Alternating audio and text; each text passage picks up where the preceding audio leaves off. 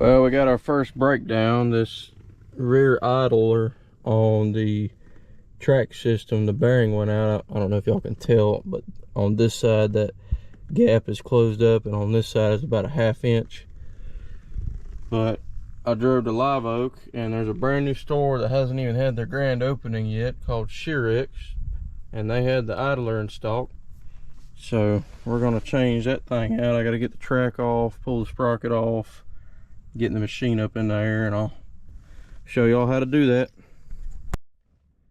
So first thing, you got to open this cover plate right here with a 14mm bolt, and you can just loosen this one and swing the cover back. And in this grease piston there is a grease zerk on top and a bleeder valve on the bottom. That's a 10mm. All you do is put your 10mm on and loosen it, and that will allow the grease in this piston to come out. And I just like to put a little rag here to collect it all, because it's going to be about a full tube that comes out, and then you can just ball it up and discard of it. But I'm going to crack that loose, and then I'm going to put my Jeep jack here, because I don't have a real service truck with a crane to pull the track up. And I'm going to put my Jeep jack here, lift up on the track, and that's going to pull with the tension of the belt, is going to pull that idler in and push all the grease out onto that rag.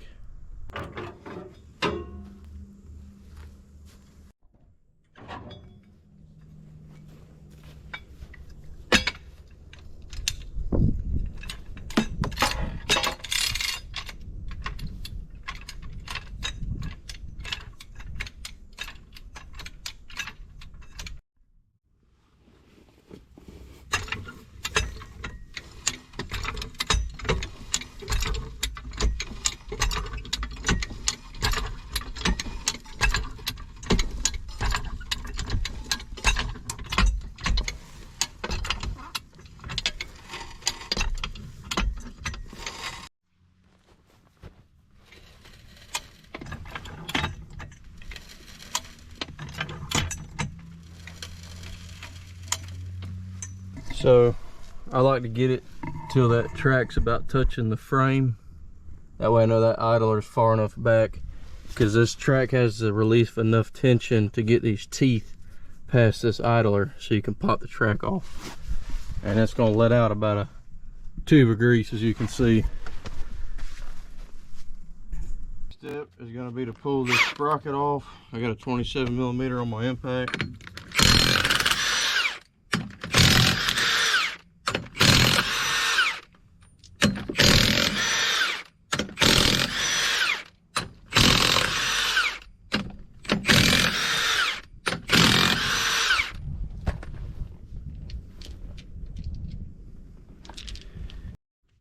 Alright, now that I got them nuts off, the lugs, this sprocket is still being held on by the weight of the track, and these teeth are in front of the sprocket. So I'm going to have to lift this track up with the Jeep jack at an angle to get enough clearance to get the sprocket out. And 2, this is a very tight clearance on this final drive and the sprocket. So that's what these bolt holes here that are threaded, I think it's a 7/16 all thread bolt that I have. I'm going to run 2, and they're going to push on the face of this final drive and pull the sprocket off. So I'll show you all that.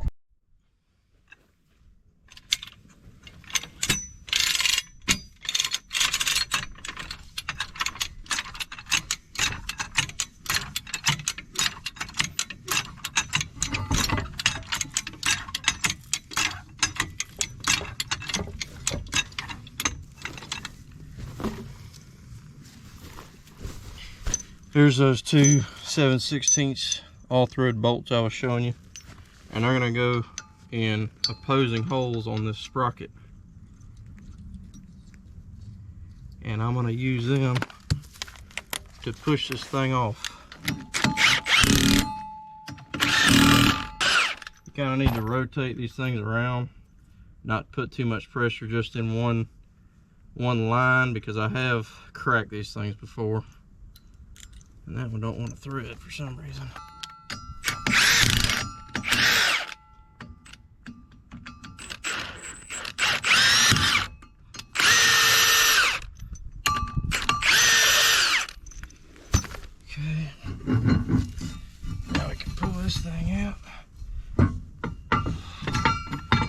Now that I got it past them teeth on the track, I can let this down, and it'll probably fall, but oh well.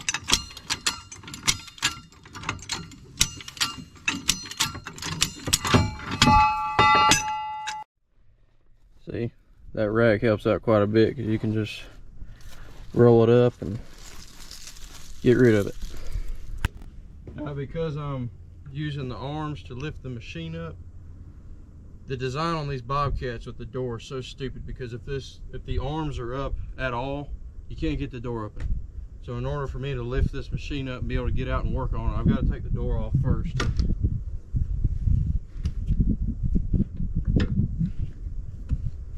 And I'll just lean it on a tree and get it out of the way.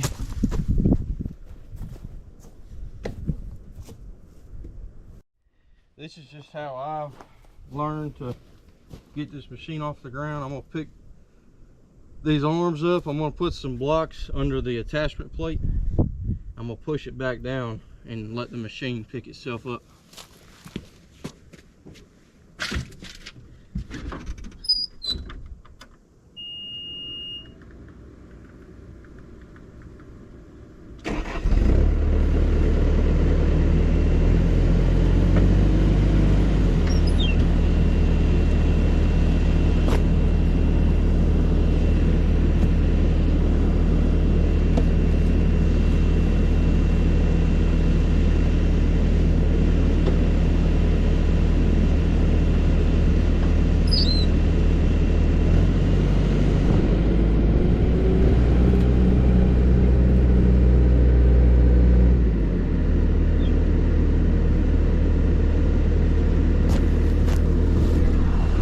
Now the weight of the machine is on those blocks and these blocks in the back.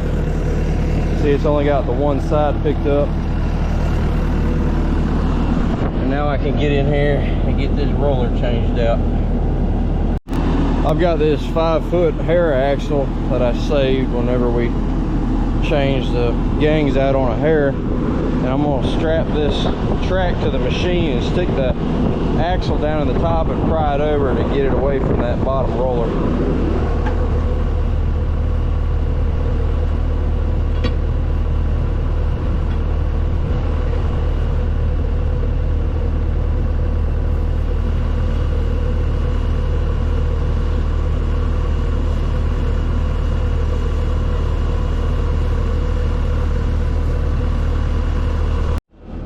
Alright, this bolt here is 1 1/8 inches. There's one up front and one on the back.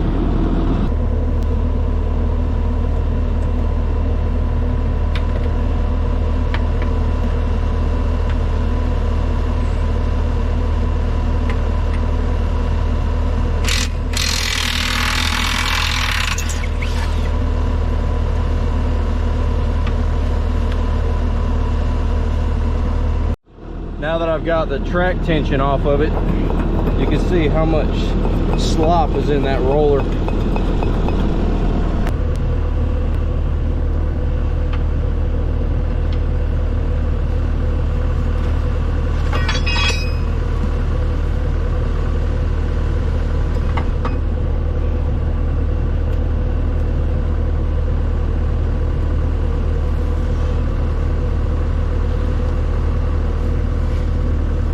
There's the new versus the old.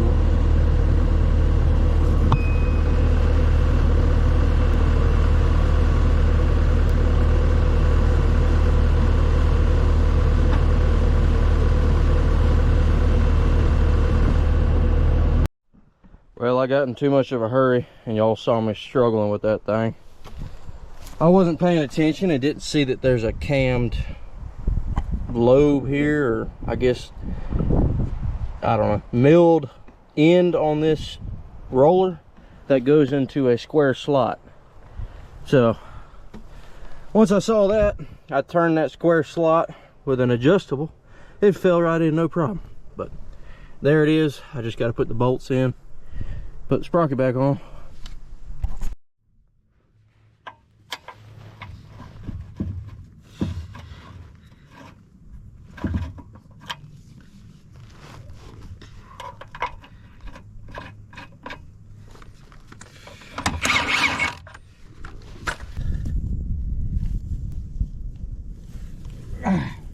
sprocket here, not wanting to line up, so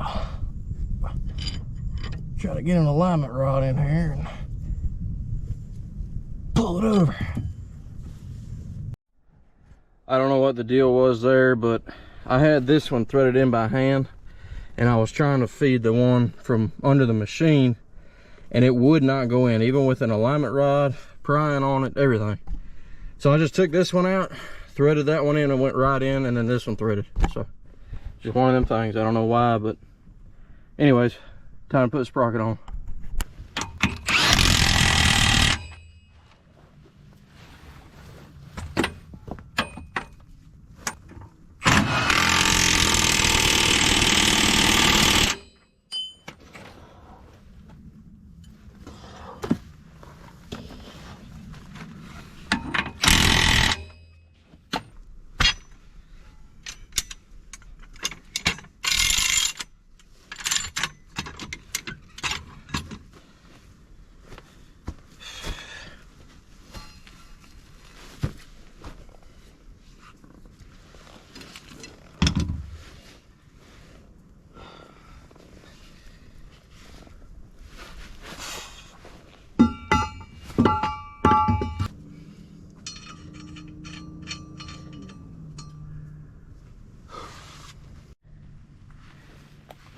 Well, finally got the sprocket on. Track is all lined up. Time to put some grease in it. Like I said before, about a tube of grease come out of it, so that's what I got to put back in it.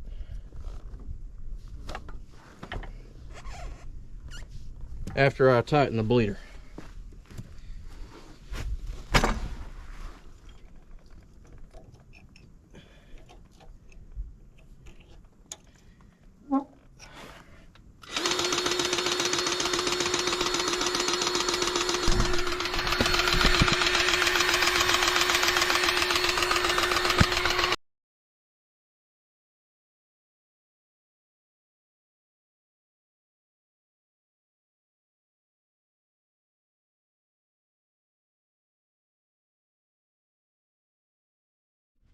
FYI, don't ever buy this grease. It is absolutely terrible.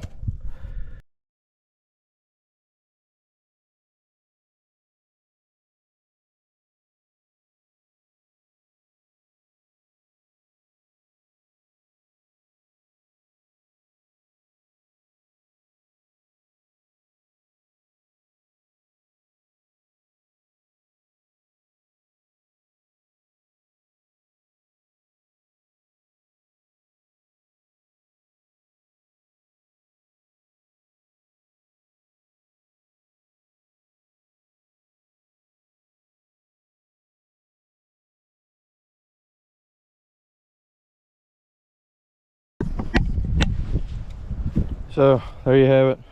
That's how you replace the idler roller on a Bobcat T750. That information is probably generally applicable to most track skid steers, but yep, that Jeep jack right there is my best friend when doing tracks. It's pretty handy. So get yourself some blocks and a Jeep jack, and you can do this without a crane. Thank you.